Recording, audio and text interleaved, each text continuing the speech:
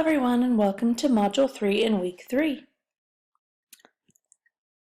I wanted to take the opportunity, as usual, to go over some of the submissions, assignments, and activities for this week.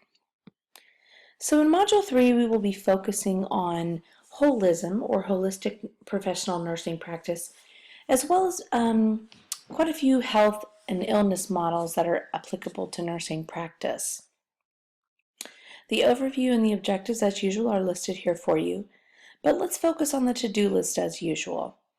You do have various reading assignments that we would like for you to complete in order to successfully answer your discussion board questions, as well as complete your learning for this week.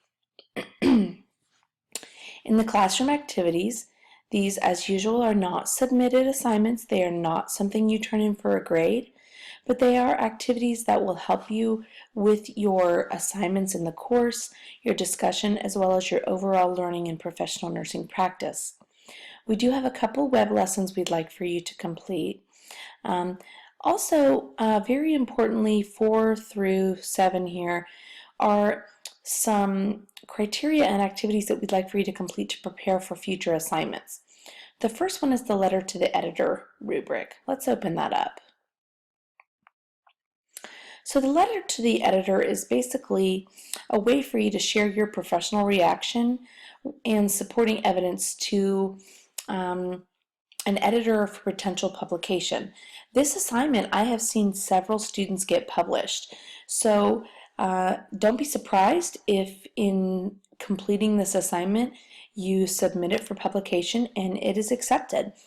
We do ask that you actually do submit this for publication as a part of the assignment, and it is a 20% of your overall grade, so it's important that you take care and take careful attention into applying all of the criteria in this assignment. We do have the course objectives and then what you'll learn from this assignment, but most importantly, you want to pay attention to 1 through 8 here. These are the instructions for completing the assignment. Okay, now when you find a journal or an article that is less than 6 months old, you want to be sure that it's in a journal that publishes a letter to the editor section or what we call an editorial.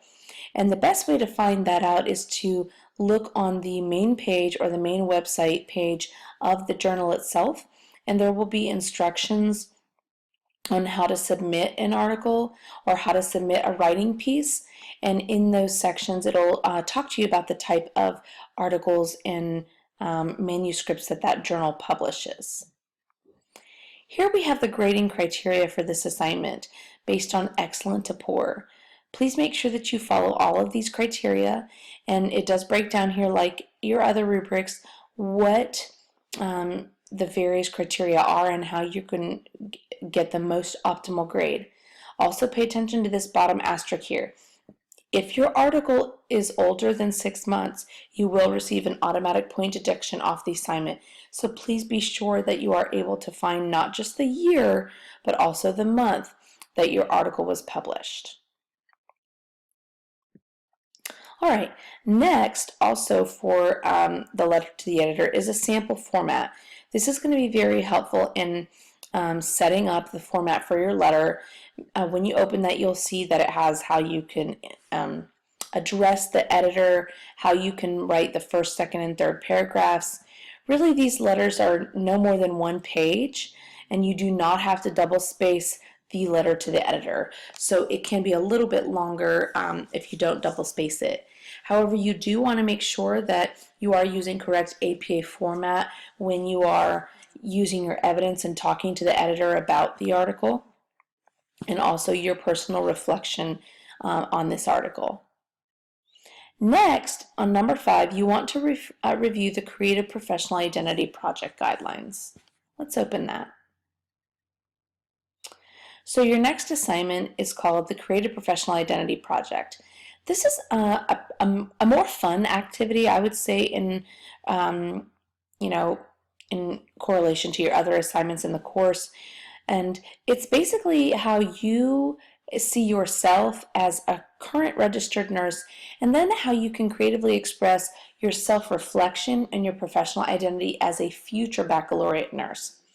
One of the biggest mistakes I see with this project is that students are unable to talk about what their future role as a BSN nurse will be like. You want to make sure that you are talking not only about your current and past experiences as a nurse in this assignment, but also what your future will look like as a BSN prepared nurse. Now, one of the other things you want to pay particular close attention to is these options right here. You are encouraged to use one of these media tools. You want to make sure you open them up, play with them a little, and learn how to use them when you create, because you'll be essentially creating a little movie or video when you create this assignment. And if you don't know how to use these media tools, you will find that at the last minute you're struggling to get the assignment turned in on time. Now, I unfortunately cannot be your go-to person for technology issues with these.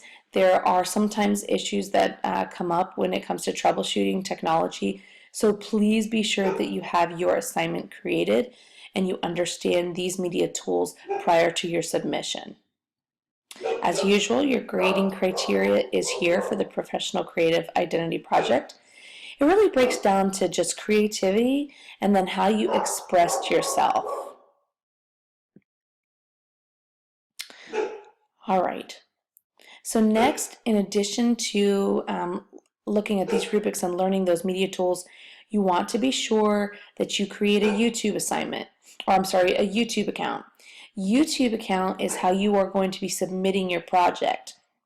Once you have created it in one of those media tools, you're going to also upload it to YouTube, and then you'll have a link that everybody can view your video through. It's a lot easier than submitting it just through one of the media tools, just because the format is not acceptable in Blackboard for all of those media tools. So creating a YouTube account and then uploading it to YouTube is how we would like for you to turn this assignment in. All right, so your submissions this week, the assignments that you will actually submit, is going to be your discussion board for the week as usual, and we will be focusing on miscommunication and cultural competence, as well as your letter to the editor project. So please be sure that you are staying on task this week, because it's a fairly busy week with a larger assignment, letter to the editor, as well as your discussion number 3. If you have never opened a YouTube account, there are some instructions here under additional resources that will be quite helpful to you. For your discussion board post, again, we're focusing on communication and cultural competence. Please, as usual, be sure that you're following the specific instructions and directions for this week. I did post the summary for you in week 1 to kind of give you an idea of the expectations for discussion board. And it's going to be really important, again, as we continue on through the end of the semester, that you don't fall short in your discussion board assignments, your postings, your responses, and also your instructions and your details with APA when it comes to discussion. You will submit your letter to the editor assignment here, and then this moves you on to Module 4. I believe that's all I have for you today. If you have any questions, please don't hesitate to ask. Have a wonderful week.